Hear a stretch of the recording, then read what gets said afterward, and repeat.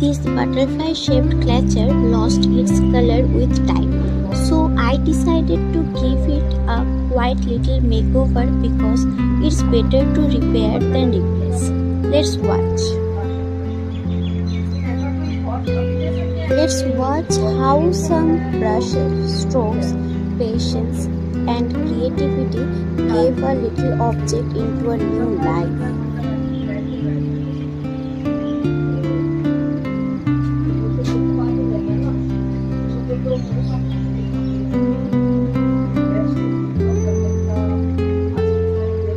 Now, just adding a tiny detail because little things make the magic more complete. And the butterfly started looking soulful again.